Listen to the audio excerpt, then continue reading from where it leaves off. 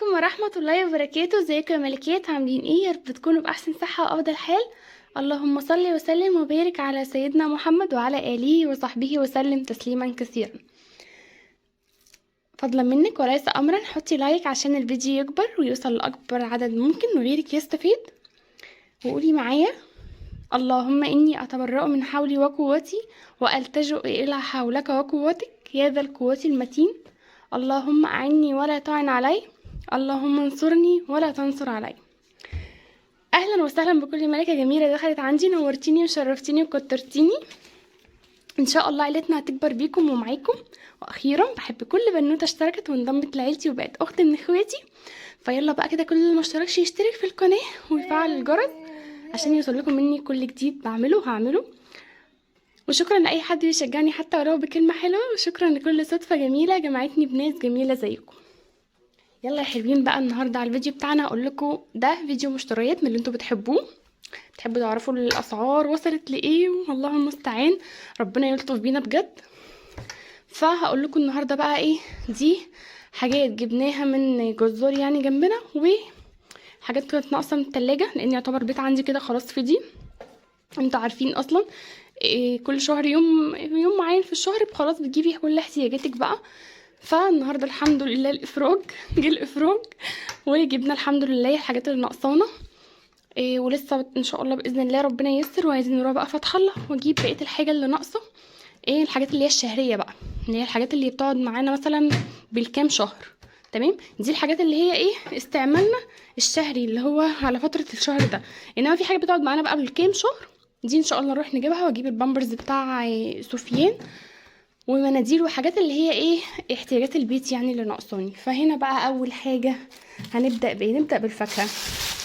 ده اللهم بارك، هما كانوا 3 كيلو ما شاء الله، والولاد اكلوهم موز، قعدوا اكلوا يعني. فالموز كان ب15 الكيلو، ب15 دول كده 3 كيلو. وكمان استفندي استفندس استفندي كان الكيلو ب10، دول برضو 3 كيلو.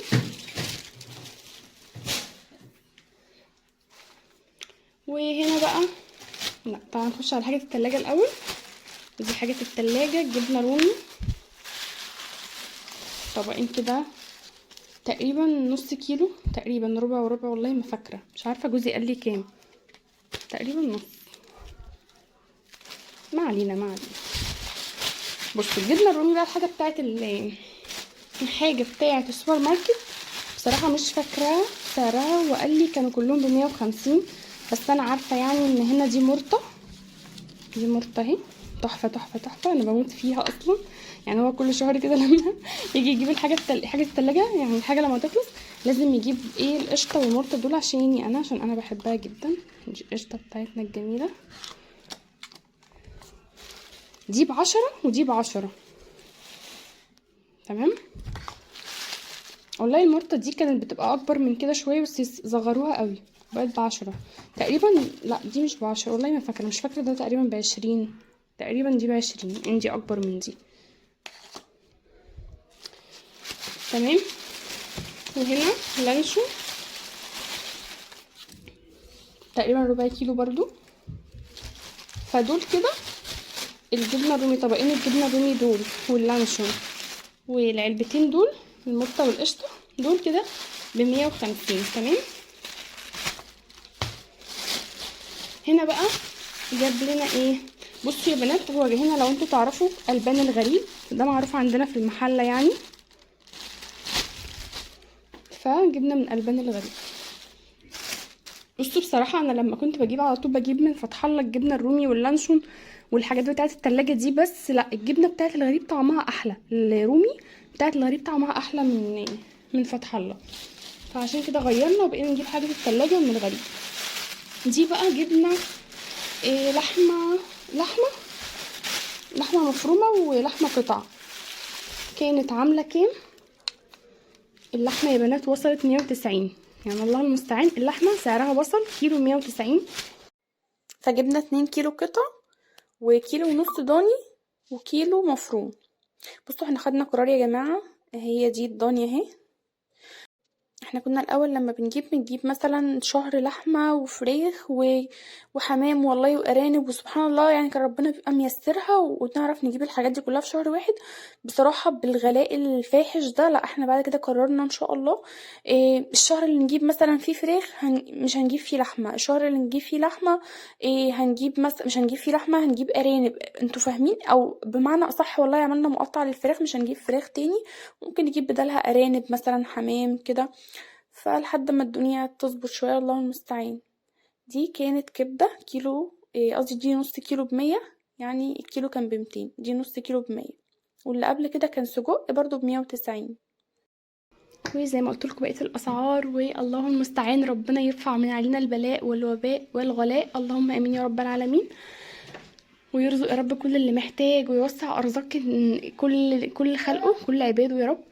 بجد ما عادش فيه بنات والله طبقات سبحان الله، يعني حتى الطبقة المتوسطة بقت عدت مستوى الفقر سبحان الله العظيم. الحمد لله على جميع نعمه، ونسأل الله ان يرفع من علينا يا رب الوباء والبلاء والغلاء، اللهم امين يا رب العالمين.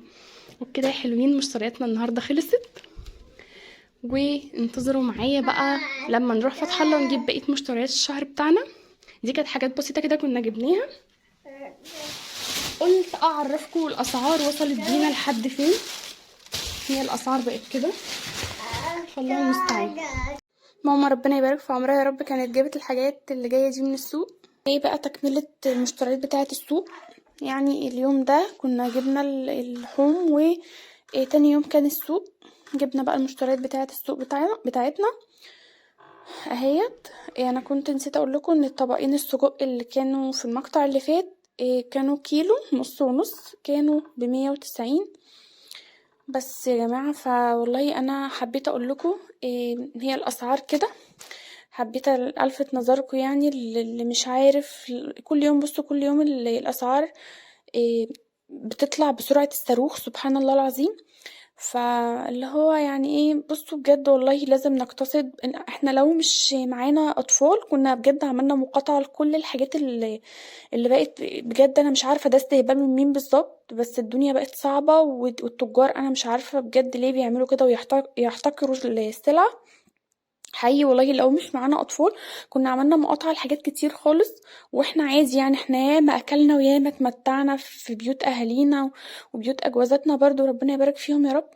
بس اقصد ان كنا بجد عملنا مقاطعة عشان نسبة الاستغلال اللي بقت عالية قوي دي.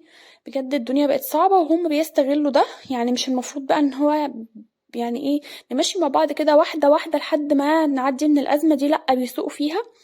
فهي الأطفال بس اللي بيخلونا غصب عننا نجيب لهم، هنعمل ايه بس. فالحمد لله وربنا يلطف بعباده يا رب، والجيل اللي جاي ده يعديها على خير ويعيشوا حياة مستقرة، لأن بجد مش باين لها خالص. بس نأمل في الله العيشة الهادية دي، نأمل في الله إن شاء الله الاستقرار، وربنا يلطف بينا جميعا يا رب. يلا بينا ندخل على الفيديو بتاعنا. كانوا نبتدي مثلا ده كيلو ونص فلفل. كيلو ونص فلفل كان بكام؟ كان ب15 جنيه. تمام، ده كده القمر ده ب15 جنيه كيلو ونص. وكمان ده 2 كيلو ونص جزر، 2 كيلو ونص جزر كان بكام؟ كان برضو ب15. تمام. وكمان خيار كان بكام برضو؟ كان ب10. بص هو المفروض كان ب10 بس ماما جابت لي 3 كيلو ب20، يعني الخيار ده 3 كيلو ب20. تمام.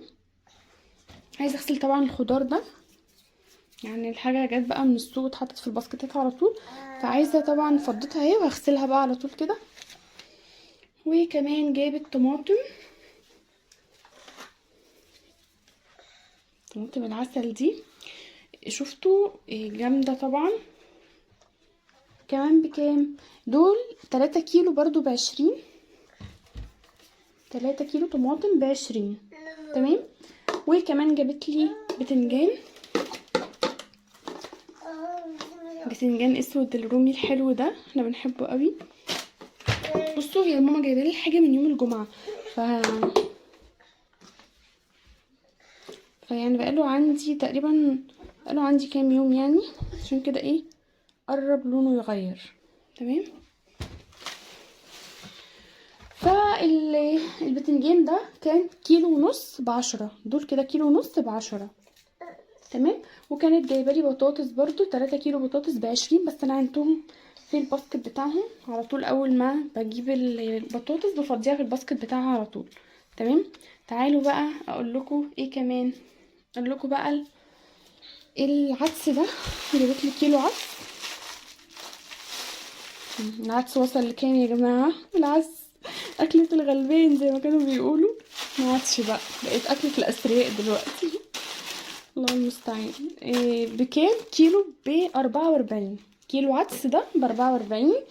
وشعرية كانت خلصانة من عندي، شعرية النص ده كام؟ 400 جرام، يعني اقل من النص. بكام؟ بقيت ب9.5. 400 جرام دي اللي كانت ب4 جنيه بقيت ب9.5. فجبت 4، هما دول كده 3 اهم، والرابع فضيته برضو في العلبة بتاعته. بس يا امارات خلصنا كده مشترياتنا دي، حاجة السوق اهي. وفي نهاية الفيديو بتاعنا يا رب تكونوا استفدتوا معايا ووصلتوا لحاجة ممكن تفيدكم. في نهاية الفيديو بتاعنا، سبحانك اللهم وبحمدك، اشهد ان لا اله الا انت، استغفرك ربنا واتوب اليك.